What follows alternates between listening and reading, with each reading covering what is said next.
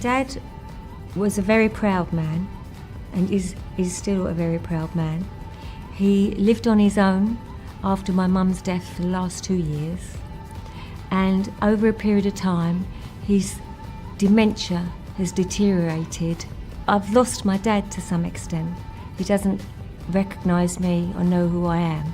I always found the Living Well team to be very compassionate towards my dad's needs, and they would read him as an individual. And I noticed this especially when I first met Julia Laronde, that she had an instant connection with my dad. She would ask him personal questions. She wanted to have an empathy with him as to where he came from, what his background was like, and then she built her relationship with Dad on that information.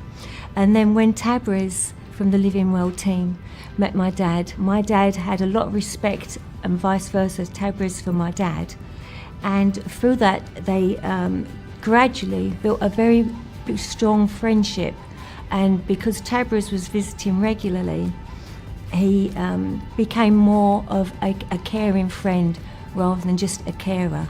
My mum's care was from a different carer each day. It wasn't consistent. There was no structure for long-term friendship because they would change. She never knew who she was going to be seeing.